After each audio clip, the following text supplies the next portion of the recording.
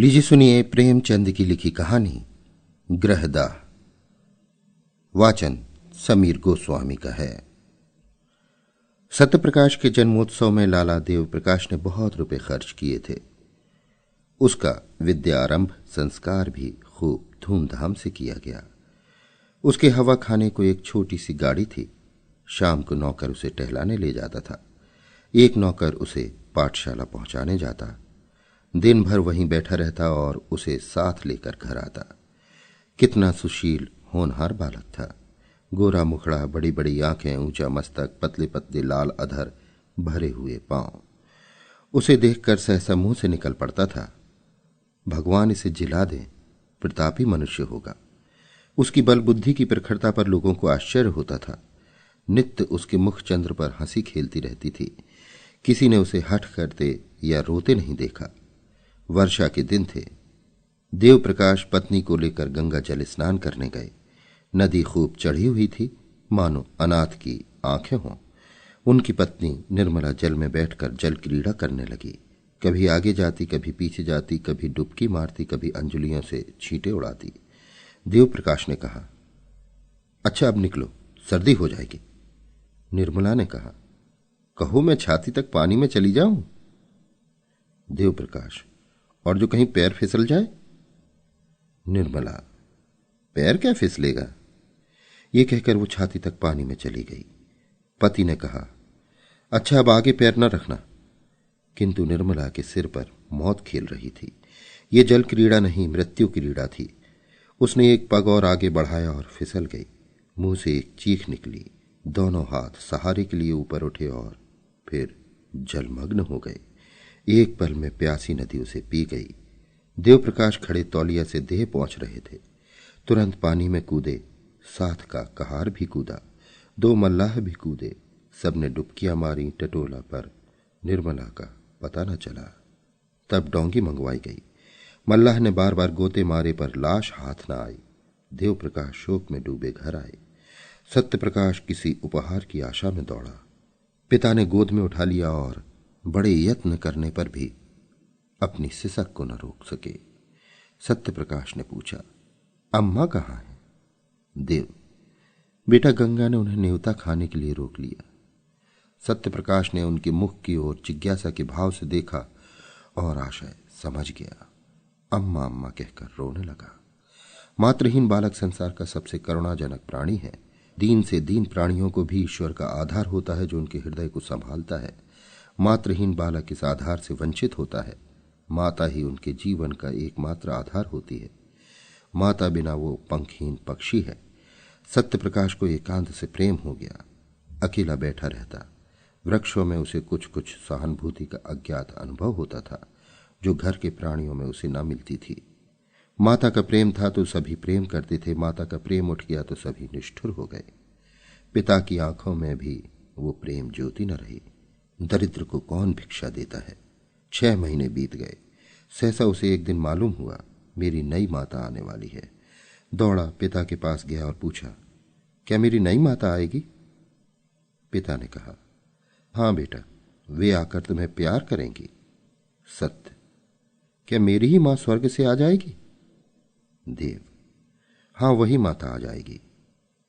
सत्य, मुझे उसी प्रकार प्यार करेगी। देव प्रकाश इसका क्या उत्तर देते, मगर सत्य प्रकाश उसी दिन से प्रसन्न मन रहने लगा। अम्मा आने वाली हैं। विवाह के दिन आए। घर में तैयारियां होने लगीं। सत्य प्रकाश खुशी से फूला न समाता। मेरी नई अम्मा आएंगी। बारात में वो भी गया। नए नए कपड़े मिले। पालकी पर बैठा। नानी ने अंदर बुलाया और उसे गोद में लेकर एक अशर्फी दी। वहीं उसे नई माता के दर्शन हुए। नानी ने नई माता से कहा, बेटी कैसा सुंदर बालक है, इसे प्यार करना। सत्य प्रकाश ने नई माता को देखा और मुग्ध हो गया। बच्चे भी रूप के उपासक होते हैं। एक लावण्यमयी मूर्ति आभूषणों से लदी सामने खड़ी थी। उसने दोनों हाथों से उसका अंचल पकड़कर कहा, अम्मा। कितना रुचिकर शब्द था, कितना लज्जायुक्त, कितना अप्रिय। वो ललना जो देवप्रिया नाम से संबोधित होती थी, ये उत्तरदायित्व, त्याग और क्षमा का संबोधन न सह सकी। अभी वो प्रेम और विलास का सुख स्वप्न देख रही थी।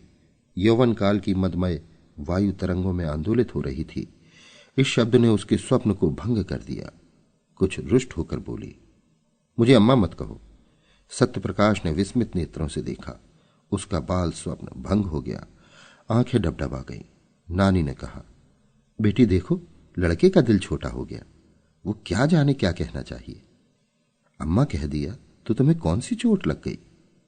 देवप्रिया ने कहा, मुझे अम्मा ना कहे। सौत का पुत्र विमाता की आंखों में इतना क्यों खटकता है, इसका निर्णय आज तक किसी मनोभाव के पंडित ने नहीं किया। हम किस गिनती में हैं? देवप्रिया जब तक गर्भिणी ना हुई, वो सत्यप्रकाश से कभी कभी बातें करती, कहानियां सुनाती, किंतु गर्भिणी होते ही उसका व्यवहार कठोर हो गया और प्रसव काल ज्यों-ज्यों निकट आता था, उसकी कठोरता बढ़ती ही जाती थी। जिस दिन उसकी गोद में एक चांद से बच्चे का आगमन हुआ, सत्यप्रकाश खूब उछला कूदा और सौर ग्रह में दौड़ा हुआ बच्चे को देखने लगा। बच्चा देवप्रिया की गोद में सो रहा था। सत्यप्रकाश ने बड़ी उत्सुकता से बच्चे को विमाता की गोद से उठाना चाहा कि सहसा देवप्रिया ने सरोष स्वर में कहा, खबरदार इसे मत छूना, नहीं तो कान पकड़कर उखाड़ लूंगी। बालक उल्टे पांव लौट आया और कोठे की छत पर जाकर खूब रोया। कितना सुंदर बच्चा है, मैं उसे गोद में लेकर बैठता तो कैसा मजा आता। मैं उसे गिराता थोड़े ही, फिर इन्होंने मुझे क्यों झिड़क दिया। भोला बालक क्या जानता था कि झिड़की का कारण माता की सावधानी नहीं, कुछ और ही है। एक दिन शिशु सो रहा था। उसका नाम ज्ञान प्रकाश रखा गया था। देवप्रिया स्नानगार में थी। सत्यप्रकाश चुपके से आया और बच्चे का ओढ़ना हटाकर उसे अनुरागमय नेत्रों से देखने लगा। उसका जी कितना चाहा कि उसे गोद में लेकर प्यार करूं, पर डर के मारे उसने उसे उठाया नहीं, केवल उसके कपोलों को चूमने लगा। इतने में देवप्रिया निकल आई। सत्यप्रकाश को बच्चे को चूमते देखकर आग हो गई। दूर ही से डांटा, हट जा वहां से। सत्यप्रकाश माता को दीन नेत्रों से देखता हुआ बाहर निकल आया। संध्या समय उसके पिता ने पूछा, तुम लल्ला को क्यों रुलाया करते हो? सत्य, मैं तो उसे कभी नहीं रुलाता, अम्मा खिलाने को नहीं देती। देव, झूठ बोलते हो, आज तुमने बच्चे को चुटकी काटी? सत्य, जी नहीं, मैं तो उसकी मुर्छियां ले रहा था। देव, झूठ बोलता है?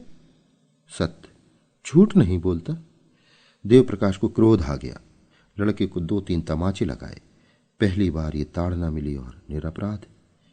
इसने उसके जीवन की काया पलट कर दी। उस दिन से सत्यप्रकाश के स्वभाव में एक विचित्र परिवर्तन दिखाई देने लगा। वो घर में बहुत कम आता। पिता आते तो उनसे मुंह छिपाता फिरता। कोई खाना खाने को बुलाने आता तो चोरों की भांति दुबका हुआ जाकर खा लेता, न कुछ बोलता। पहले अत्यंत कुशाग्र बुद्धि था। उसकी सफाई, सलीके और फुर्ती पर लोग मुग्ध हो जाते थे। अब वो पढ़ने से जी चुराता, मैले कुचेले कपड़े पहने रहता। घर में कोई प्रेम करने वाला न था। बाजार के लड़कों के साथ गली गली घूमता, कनकौए लूटता, गालियां बकना भी सीख गया। शरीर दुर्बल हो गया, चेहरे की कांति भी गायब हो गई। देवप्रकाश को अब आए दिन उसकी शरारतों के उलाहने मिलने लगे और सत्यप्रकाश नित्य घुड़कियां और तमाचे खाने लगा। यहां तक कि अगर वो घर में किसी काम से चला जाता तो सब लोग दूर दूर करके दौड़ाते। ज्ञान प्रकाश को पढ़ाने के लिए मास्टर आता था। देवप्रकाश उसे रोज सैर कराने साथ ले जाते।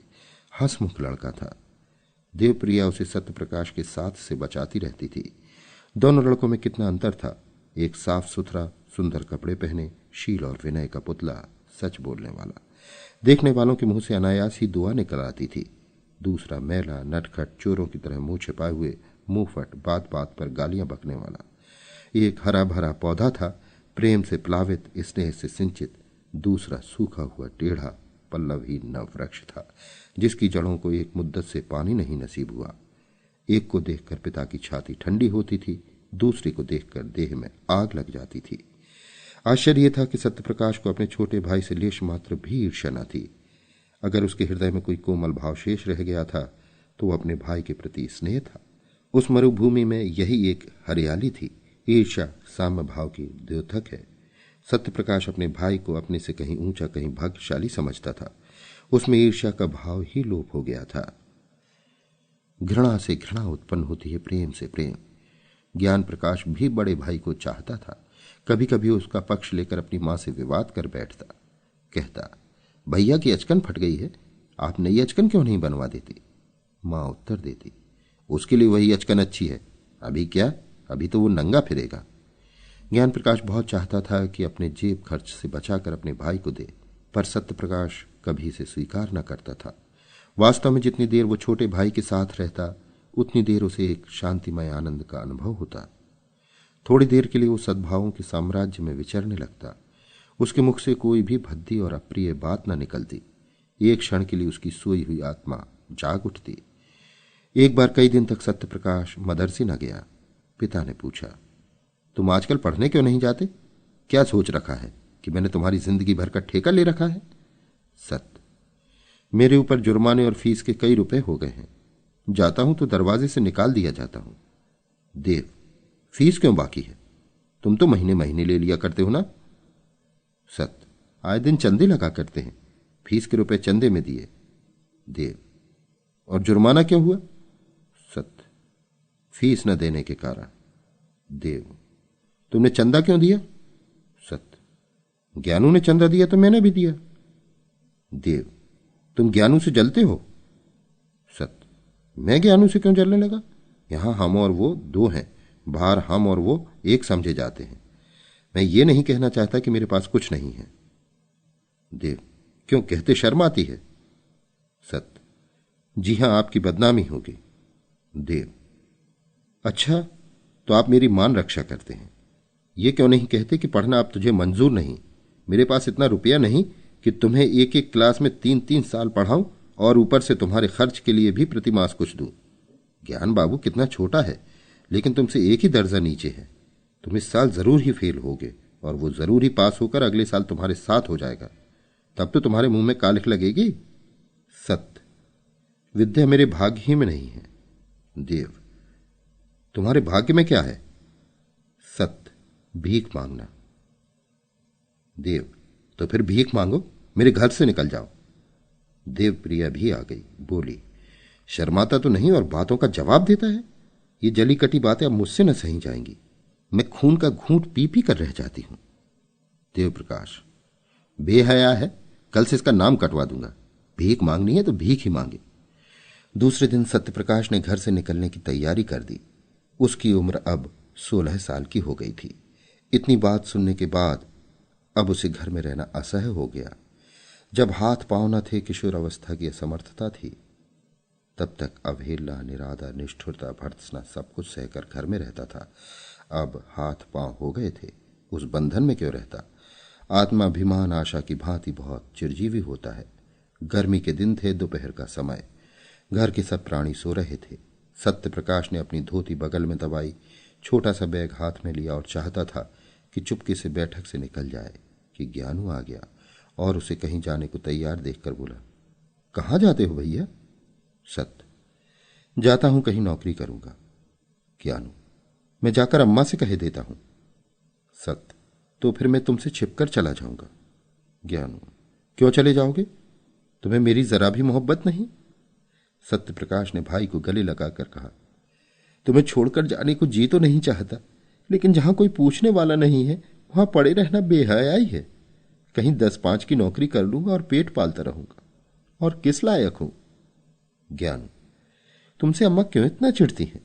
मुझे तुमसे मिलने को मना किया करती हैं।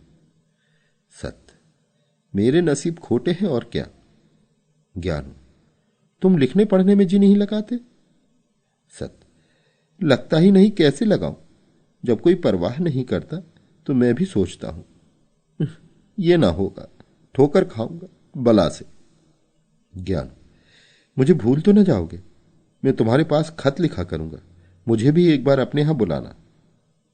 सत्य, तुम्हारे स्कूल के पते से चिट्ठी लिखूंगा। ज्ञान रोते रोते, मुझे न जाने क्यों तुम्हारी बड़ी मोहब्बत लगती है। सत्य, मैं तुम्हें सदैव याद रखूंगा। ये कहकर उसने फिर भाई को गले लगाया और घर से निकल पड़ा। पास एक कौड़ी भी न थी और वो कलकत्ते जा रहा था। सत्यप्रकाश कलकत्ते क्यों कर पहुंचा, इसका वृत्तांत लिखना व्यर्थ है। युवकों में दुस्साहस की मात्रा अधिक होती है। वे हवा में किले बना सकते हैं, धरती पर नाव चला सकते हैं। कठिनाइयों की उन्हें कुछ परवाह नहीं होती। अपने ऊपर असीम विश्वास होता है। कलकत्ते पहुंचना ऐसा कष्ट साध्य न था।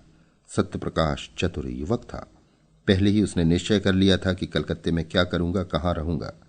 उसके बैग में लिखने की सामग्री मौजूद थी। बड़े शहर में जीविका का प्रश्न कठिन भी है और सरल भी। सरल है उनके लिए जो हाथ से काम कर सकते हैं, कठिन है उनके लिए जो कलम से काम करते हैं। सत्यप्रकाश मजदूरी करना नीच काम समझता था। उसने एक धर्मशाला में असबाब रखा।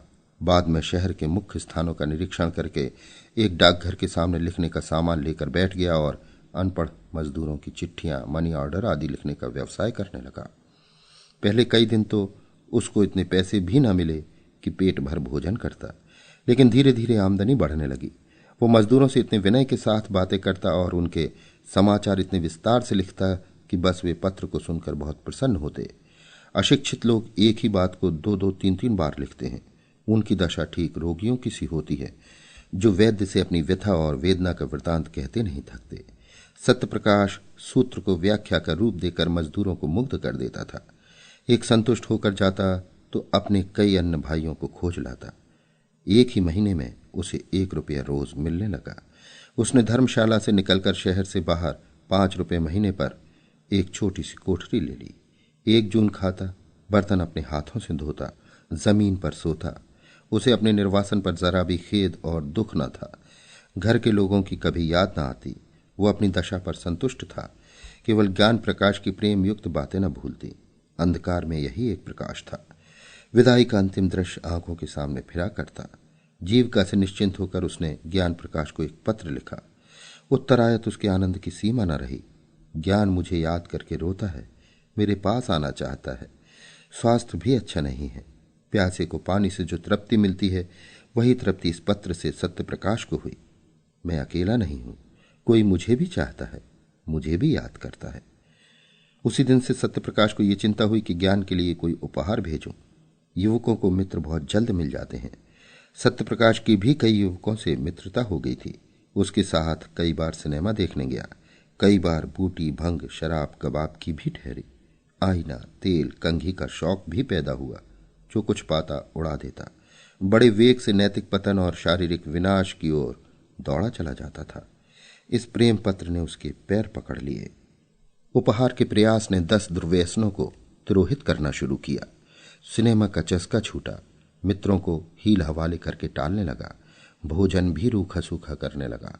धन संचय की चिंता ने सारी इच्छाओं को परास्त कर दिया। उसने निश्चय किया कि अच्छी सी घड़ी भेजूं। उसका दाम कम से कम 40 रुपये होगा। अगर 3 महीने तक एक कौड़ी का भी अपव्यय न करूं तो घड़ी मिल सकती है। ज्ञानू घड़ी देखकर कैसा खुश होगा। अम्मा और बाबूजी भी देखेंगे।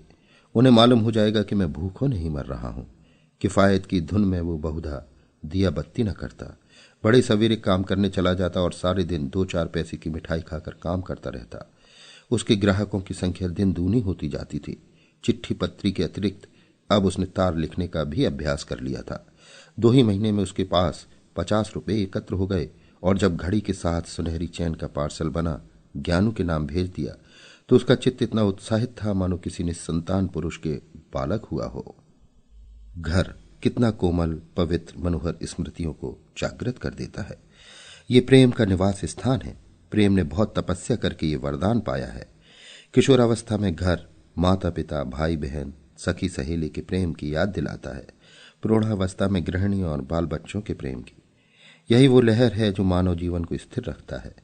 उसे समुद्र की वेगवती लहरों में बहने और चट्टानों से टकराने से बचाता है। यही वो मंडप है जो जीवन को समस्त बाधाओं से सुरक्षित रखता है। सत्यप्रकाश का घर कहाँ था? वो कौन सी शक्ति थी जो कलकत्ते के विराट प्रलोभनों से उसकी रक्षा करती थी? माता का प्रेम, पिता का स्नेह, बाल बच्चों की चिंता नहीं। उसका रक्षक, उद्धारक, उसका पारितोषक केवल ज्ञान प्रकाश का स्नेह था। उसी के निमित्त वो एक एक पैसे की किफायत करता था। उसी के लिए वो कठिन परिश्रम करता था और धनोपार्जन के नए नए उपाय सोचता था। उसे ज्ञान प्रकाश के पत्रों से मालूम हुआ था कि इन दिनों देव प्रकाश की आर्थिक स्थिति अच्छी नहीं है। वे एक घर बना रहे हैं जिसमें व्यय अनुमान से अधिक हो जाने के कारण ऋण लेना पड़ा है। इसलिए अब ज्ञान प्रकाश को पढ़ाने के लिए घर पर मास्टर नहीं आता।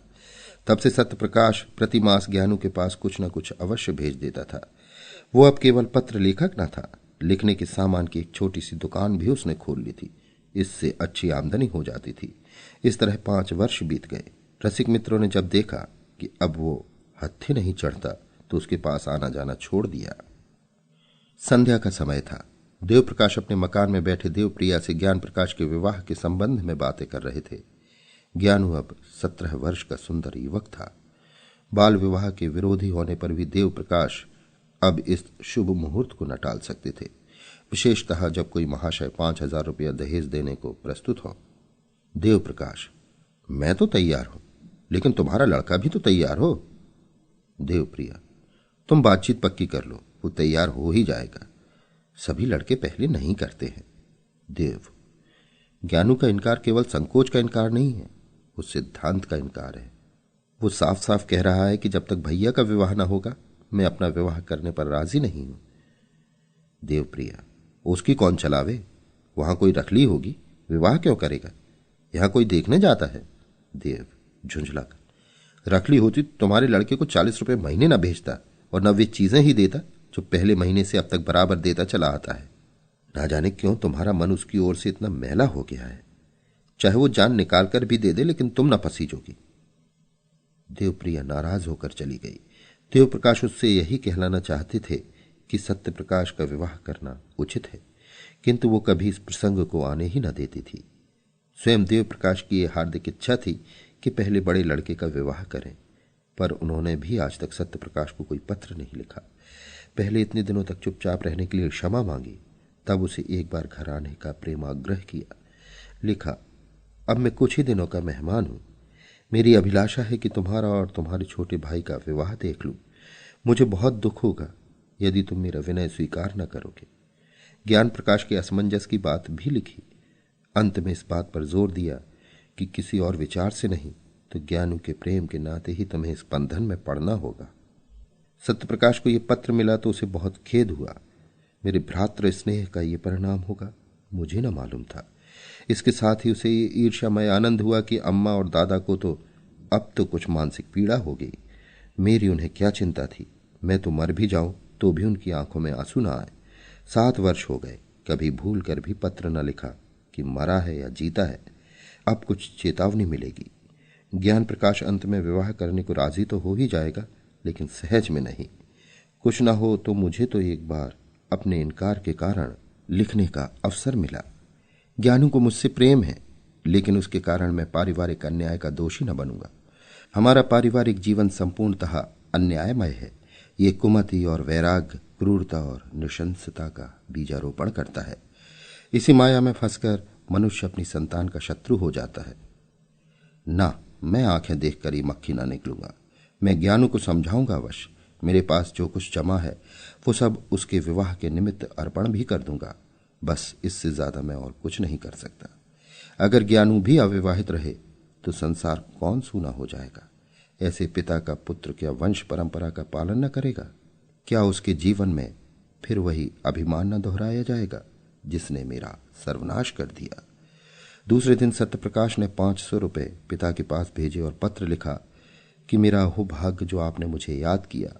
ज्ञानू का विवाह निश्चित हो गया, इसकी बधाई। इन रुपयों से नववधू के लिए आभूषण बनवा दीजिएगा। रही मेरे विवाह की बात, मैंने अपनी आंखों से जो कुछ देखा है और मेरे सिर पर जो कुछ बीता है उस पर ध्यान देते हुए यदि मैं कुटुंब पाश में फंसूं तो मुझसे बड़ा उल्लू इस संसार में न होगा। मुझे आशा है आप मुझे क्षमा करेंगे। विवाह की चर्चा ही से मेरे हृदय को आघात पहुंचता है। दूसरा पत्र ज्ञान प्रकाश को लिखा है कि माता पिता की आज्ञा को शिरोधार्य करो। मैं अनपढ़, मूर्ख, बुद्धिहीन आदमी हूं। मुझे विवाह करने का कोई अधिकार नहीं है। मैं तुम्हारे विवाह के शुभोत्सव में सम्मिलित न हो सकूंगा, लेकिन मेरे लिए इससे बढ़कर आनंद और संतोष का विषय नहीं हो सकता। देवप्रकाश ये पढ़कर अवाक रह गए। फिर आग्रह करने का साहस न हुआ। देवप्रिया ने नाक सिकोड़कर कहा, ये लौंडा देखने ही को सीधा है जहर का बुझाया हुआ। कैसा 100 कोस से बैठा हुआ बर्छियों से छेद रहा है। किंतु ज्ञान प्रकाश ने वो पत्र पढ़ा तो उसे मर्माघात पहुंचा। दादा और अम्मा के अन्याय ने ही उन्हें ये भीषण व्रत धारण करने पर बाध्य किया है। इन्हीं ने उन्हें निर्वासित किया है, और शायद सदा के लिए। ना जाने अम्मा को उनसे क्यों इतनी जलन हुई। मुझे तो अब याद आता है कि किशोरावस्था ही से बड़े आज्ञाकारी, विनयशील और गंभीर थे। अम्मा की बातों का उन्हें जवाब देते नहीं सुना। मैं अच्छे से अच्छा खाता हूं, फिर भी उनके तेवर मैले न हुए। हालांकि उन्हें जलना चाहिए था। ऐसी दशा में अगर उन्हें गृहस्थ जीवन से घृणा हो गई तो आश्चर्य ही क्या। फिर मैं ही क्यों इस विपत्ति में फंसूं? कौन जाने मुझे भी ऐसी ही परिस्थिति का सामना करना पड़े। भैया ने बहुत सोच समझ कर यह धारणा की है। संध्या समय जब उसके माता पिता बैठे हुए इसी समस्या पर विचार कर रहे थे, ज्ञान प्रकाश ने आकर कहा, मैं कल भैया से मिलने जाऊंगा। देवप्रिया, क्या कलकत्ते जाओगे? ज्ञान, जी हां। देवप्रिया, उन्हीं को क्यों नहीं बुलाते? ज्ञान, उन्हें कौन मुंह लेकर बुलाऊं? आप लोगों ने तो पहले ही मेरे मुंह पर कालिख लगा दी है। ऐसा देव पुरुष आप लोगों के कारण विदेश में ठोकर खा रहा है और मैं इतना निर्लज्ज हो जाऊं कि। देवप्रिया, अच्छा चुप रह, नहीं ब्याह करना है ना कर, चले पर नौन मत छिड़क। माता पिता का धर्म है इसलिए कहती हूं, नहीं तो यहां ठेंगे की परवाह नहीं। तू चाहे ब्याह कर चाहे कुंवारा रह, पर मेरी आंखों से दूर हो जा। ज्ञान, क्या मेरी सूरत से भी घृणा हो गई? देवप्रिया, जब तू हमारे कहने में नहीं, जो जहां चाहे रह, हम भी समझ लेंगे कि भगवान ने लड़का ही नहीं दिया। देव, क्यों ऐसे व्यर्थ कटु वचन बोलती हो? ज्ञान, अगर आप लोगों की यही इच्छा है तो यही होगा। देव प्रकाश ने देखा कि बात का पतंगड़ हुआ चाहता है, तो ज्ञान प्रकाश को इशारे से टाल दिया और पत्नी के क्रोध को शांत करने की चेष्टा करने लगे। मगर देवप्रिया फूट फूट कर रो रही थी और बार बार कहती थी, मैं इसकी सूरत न देखूंगी। अंत में देव प्रकाश ने चिढ़कर कहा, तो तुम्ही ने तो कटु वचन कहकर उसको उत्तेजित कर दिया। देवप्रिया, ये सब विष उस चांडाल ने बोया है, जो यहां से 7 समुंदर पार बैठा मुझे मिट्टी में मिलाने का उपाय कर रहा है। मेरे बेटे को मुझसे छीनने के लिए ही उसने ये प्रेम का स्वांग भरा है। मैं उसकी नस नस पहचानती हूं। उसका ये मंत्र मेरी जान लेकर छोड़ेगा। नहीं तो मेरा ज्ञानू, जिसने कभी मेरी बात का जवाब नहीं दिया, यों मुझे न जलाता। देव, अरे तो क्या विवाह ही ना करेगा? अभी गुस्से में अनाप शनाप बक गया है, जरा शांत हो जाएगा तो मैं समझाकर राजी कर लूंगा। देवप्रिया, मेरे हाथ से निकल गया। देवप्रिया की आशंका सत्य निकली। देवप्रकाश ने बेटे को बहुत समझाया, कहा, तुम्हारी माता इस शोक से मर जाएगी, किंतु कुछ असर न हुआ। उसने एक बार नहीं करके हाँ ना की। निदान पिता भी निराश होकर बैठ रहे। 3 साल तक प्रतिवर्ष विवाह के दिनों में ये प्रश्न उठता रहा, पर ज्ञान प्रकाश अपनी प्रतिज्ञा पर अटल रहा। माता का रोना धोना निष्फल हुआ। हाँ, उसने माता की एक बात मान ली, वो भाई से मिलने कलकत्ते न गया। 3 साल में घर में बड़ा परिवर्तन हो गया। देवप्रिया की 3 कन्याओं का विवाह हो गया। अब घर में उसके सिवा कोई स्त्री न थी। सूना घर उसे फाड़े खाता था। जब वो निराश और क्रोध से पागल हो जाती तो सत्य प्रकाश को खूब जी भर कोसती, मगर दोनों भाइयों में पत्र व्यवहार बराबर होता रहता था। देवप्रकाश के स्वभाव में एक विचित्र उदासीनता प्रकट होने लगी। उन्होंने पेंशन ले ली थी और प्रायः धर्म ग्रंथों का अध्ययन किया करते थे। ज्ञान प्रकाश ने आचार्य की उपाधि प्राप्त कर ली थी और एक विद्यालय में अध्यापक हो गए थे। देवप्रिया अब संसार में अकेली थी। देवप्रिया अपने पुत्र को गृहस्थी की ओर खींचने के लिए नित्य टोने टोटके किया करती। बरादरी में कौन सी कन्या सुंदरी है, गुणवती है, सुशिक्षिता है, उसका बखान किया करती। पर ज्ञान प्रकाश को इन बातों की सुनने की भी फुर्सत न थी। मोहल्ले के और घरों में नित्य ही विवाह होते रहते थे। बहुएं आती थीं, उनकी गोद में बच्चे खेलने लगते थे। घर गुलजार हो जाता था। कहीं विदाई होती थी, कहीं बधाइयां आती थी, कहीं गाना बजाना होता था, कहीं बाजे बजते थे। ये चहल पहल देखकर देवप्रिया का चित्त चंचल हो जाता। उसे मालूम होता, मैं ही संसार में सबसे अभाग्नी हूं। मेरे ही भाग्य में ये सुख भोगना नहीं बदा है। भगवान ऐसा भी कोई दिन आएगा कि मैं अपनी बहू का मुख चंद्र देखूंगी, उसके बालकों को गोद में खिलाऊंगी। वो भी कोई दिन होगा कि मेरे घर में भी आनंदोत्सव मधुर गान की ताने उठेंगी। रात दिन ये बातें सोचते सोचते देवप्रिया की दशा उन्मादनी की सी हो गई। आप ही आप सत्य प्रकाश को कोसने लगी। वही मेरे प्राणों का घातक है। तल्लीनता उन्माद का प्रधान गुण है। तल्लीनता अत्यंत रचनाशील होती है। वो आकाश में देवताओं के विमान उड़ाने लगती है। अगर भोजन में नमक तेज हो गया तो ये शत्रु ने कोई रोड़ा रख दिया होगा। देवप्रिया को अब कभी कभी धोखा हो जाता कि सत्यप्रकाश घर में आ गया है, वो मुझे मारना चाहता है, सत्यप्रकाश को विष खिलाए देता है। एक दिन उसने सत्यप्रकाश के नाम पत्र लिखा और उसे जितना कोसते बना उतना कोसा। तू मेरे प्राणों का बैरी है, मेरे कुल का घातक है, हत्यारा है। वो कौन दिन आएगा कि तेरी मिट्टी उठेगी। तूने मेरे लड़के पर वशीकरण मंत्र चलवा दिया है। दूसरे दिन ऐसा फिर एक पत्र लिखा, यहां तक कि ये उसका नित्य का कर्म हो गया। जब तक एक चिट्ठी में सत्यप्रकाश को गालियां न दे लेती उसे चैन ही न आता था। इन पत्रों को वो कहारिन के हाथ, डाकघर, भिजवा दिया करती थी। ज्ञान प्रकाश का अध्यापक होना सत्य प्रकाश के लिए घातक हो गया। परदेश में उसे यही संतोष होता था कि मैं संसार में निराधार नहीं हूं। अब वो अवलंब भी जाता रहा। ज्ञान प्रकाश ने जोर देकर लिखा, अब आप मेरे हेतु कोई कष्ट ना उठाए। मुझे अपनी गुजर करने के लिए काफी से ज्यादा मिलने लगा है। यद्यपि सत्य प्रकाश की दुकान खूब चलती थी, लेकिन कलकत्ते जैसे शहर में एक छोटे से दुकानदार का जीवन बहुत सुखी नहीं होता। 60-70 रुपये मासिक आमदनी होती ही क्या है। अब तक जो कुछ बचता था वो वास्तव में बचत न थी, बल्कि त्याग था। एक वक्त रूखा सूखा खाकर, एक तंग आर्द्र कोठरी में रहकर 25-30 रुपये बचे रहते थे। अब दोनों वक्त भोजन करने लगा, कपड़े भी जरा साफ पहनने लगा, मगर थोड़े ही दिनों में उसके खर्च में औषधियों की एक मद बढ़ गई और फिर वही पहले किसी दशा हो गई। बरसों तक शुद्ध वायु, प्रकाश और पुष्टिकर भोजन से वंचित रहकर अच्छे से अच्छा स्वास्थ्य भी नष्ट हो सकता है। सत्यप्रकाश को भी अरुचि, मंदाग्नि आदि रोगों ने आ घेरा। कभी कभी ज्वर भी आ जाता। युवावस्था में आत्मविश्वास होता है, किसी अवलंब की परवाह नहीं होती। वयोवृद्धि दूसरे का मुंह ताकती है, आश्रय ढूंढती है। सत्यप्रकाश पहले सोता तो एक करवट में सवेरा हो जाता। कभी बाजार से पूरियां लेकर खा लेता, कभी मिठाइयों पर टाल देता। पर अब रात को अच्छी तरह नींद न आती। बाजारी भोजन से घृणा होती। रात को घर आता तो थककर चूर चूर हो जाता था। उस वक्त चूल्हा जलाना, भोजन पकाना बहुत अखरता। कभी कभी वो अकेलेपन पर रोता। रात को जब किसी तरह नींद न आती तो उसका मन किसी से बातें करने को लालायित होने लगता। पर वहां निशांधकार के सिवा और कौन था। दीवालों के कान चाहे हों, मुंह नहीं होता। इधर ज्ञान प्रकाश के पत्र भी अब कम आते थे, और वे भी रूखे। उनमें अब हृदय के सरल उद्गारों का लेश भी न होता। सत्यप्रकाश अब भी वैसे ही भावमय पत्र लिखता था, पर एक अध्यापक के लिए भावुकता कब शोभा देती है। शने शने सत्यप्रकाश को भ्रम होने लगा कि ज्ञान प्रकाश भी मुझसे निष्ठुरता करने लगा। नहीं तो क्या मेरे पास 2-4 दिन के लिए आना असंभव था। मेरे लिए तो घर का द्वार बंद है, पर उसे कौन सी बाधा है। उस गरीब को क्या मालूम कि यहां ज्ञान प्रकाश ने माता से कलकत्ते न जाने की कसम खा ली है। इस भ्रम ने उसे और भी हताश कर दिया। शहरों में मनुष्य बहुत होते हैं, पर मनुष्यता बिरले ही में होती है। सत्यप्रकाश उस बहुसंख्यक स्थान में भी अकेला था।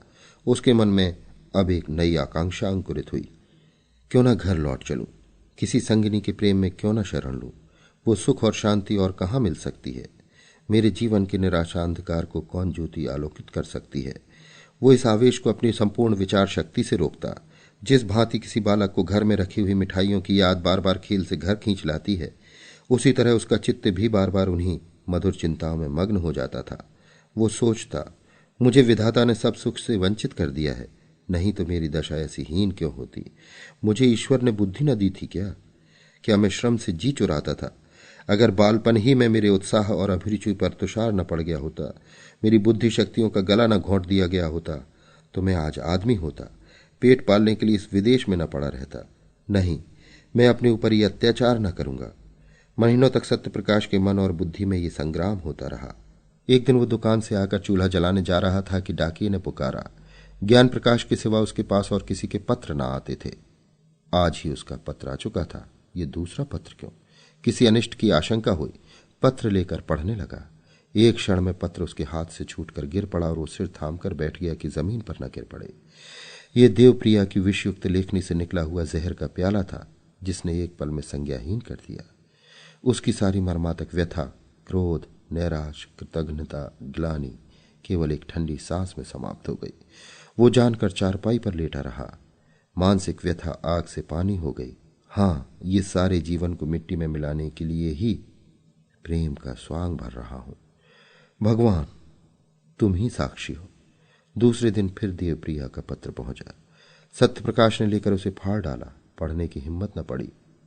एक दिन ही दिन पीछे तीसरा पत्र पहुंचा। उसका वही अंत हुआ। फिर वो नित्य का क्रम हो गया। पत्र आता और फाड़ दिया जाता, किंतु देवप्रिया का अभिप्राय बिना पढ़े ही पूरा हो जाता। सत्यप्रकाश के मर्म स्थान पर एक चोट और पड़ जाती थी। 1 महीने की भीषण आर्थिक वेदना के बाद सत्यप्रकाश को जीवन से घृणा हो गई। उसने दुकान बंद कर दी, बाहर आना जाना छोड़ दिया। सारे दिन खाट पर पड़ा रहता। वे दिन याद आते जब माता पुचकार कर गोद में बिठा लेती और कहती, बेटा। पिता भी संध्या समय दफ्तर से आकर गोद में उठा लेते और कहते, भैया। माता की सजीव मूर्ति उसके सामने आ खड़ी होती, ठीक वैसी ही जब गंगा स्नान करने गई थी। उसकी प्यार भरी बातें कानों में आने लगती। फिर वो दृश्य सामने आ जाता जब उसने नववधू माता को अम्मा कहकर पुकारा था। तब उसके कठोर शब्द याद आ जाते, उसके क्रोध से भरे हुए विकराल नेत्र आंखों के सामने आ जाते। उसे अब अपना सिसक सिसक कर रोना याद आ जाता। फिर सौर ग्रह का दृश्य सामने आता। उसने कितने प्रेम से बच्चे को गोद में लेना चाहा था। तब माता के वज्र के से शब्द कानों में गूंजने लगते, हाय, उसी वज्र ने मेरा सर्वनाश कर दिया। फिर ऐसी कितनी घटनाएं याद आती। अब बिना किसी अपराध में मां डांट बताती। पिता का निर्दय निष्ठुर व्यवहार याद आने लगता। उनका बात बात पर म्यूरियां बदलना, माता के मिथ्या अपवादों पर विश्वास करना। हाय, मेरा जीवन नष्ट हो गया। तब वो करवट बदल लेता और फिर वही दृश्य आंखों में फिरने लगते। फिर करवट बदलता और चिल्लाकर कहता, इस जीवन का अंत क्यों नहीं हो जाता। इस भांति पड़े पड़े उसे कई दिन हो गए। संध्या हो गई थी कि सहसा उसे द्वार पर किसी के पुकारने की आवाज सुनाई दी। उसने कान लगाकर सुना और चौंक पड़ा। किसी परिचित मनुष्य की आवाज थी। दौड़ द्वार पर आया तो देखा ज्ञान प्रकाश खड़ा है। कितना रूपवान पुरुष था। उसके गले से लिपट गया। ज्ञान प्रकाश ने उसके पैरों को स्पर्श किया। दोनों भाई घर में आए। अंधकार छाया हुआ था। घर की ये दशा देखकर ज्ञान प्रकाश, जो अब तक अपने कंठ के आवेग को रोके हुए था, रो पड़ा। सत्य प्रकाश ने लालटेन जलाई। घर क्या था? भूत का डेरा था। सत्य प्रकाश ने जल्दी से एक कुर्ता गले में डाल लिया। ज्ञान प्रकाश भाई का जर्जर शरीर, पीला मुख, बुझी हुई आंख देखता था और रोता था। सत्य प्रकाश ने कहा, मैं आजकल बीमार हूं। ज्ञान प्रकाश, वो तो देख ही रहा हूं। सत्य, तुमने अपने आने की सूचना भी न दी। मकान का पता कैसे चला? ज्ञान, सूचना तो दी थी, आपको पत्र न मिला होगा। सत्य, अच्छा, हां दी होगी, पत्र दुकान में डाल गया होगा। मैं इधर कई दिनों से दुकान नहीं गया। घर पर सब कुशल है? ज्ञान, माताजी का देहांत हो गया। सत्य, अरे, क्या बीमार थी? ज्ञान, जी नहीं, मालूम नहीं क्या खा लिया। इधर उन्हें उन्माद सा हो गया था। पिताजी ने कुछ कटु वचन कहे थे, शायद इसी पर कुछ खा लिया। सत्य, पिताजी तो कुशल से हैं? ज्ञान, हां, अभी मरे नहीं हैं। सत्य, अरे, क्या बहुत बीमार हैं? ज्ञान, माता ने विष खा लिया तो वे उसका मुंह खोलकर दवा पिला रहे थे। माताजी ने जोर से उनकी 2 उंगलियां काट लीं। वही विष उनके शरीर में पहुंच गया। तब से सारा शरीर सूज आया है। अस्पताल में पड़े हुए हैं। किसी को देखते हैं तो काटने दौड़ते हैं। बचने की आशा नहीं है। सत्य, तब तो घर ही चौपट हो गया। ज्ञान, ऐसे घर को अब से बहुत पहले चौपट हो जाना चाहिए था। तीसरे दिन दोनों भाई प्रातःकाल कलकत्ते से विदा होकर चल दिए। अभी आप सुन रहे थे प्रेमचंद की लिखी कहानी ग्रहदाह। वाचन समीर गोस्वामी का था।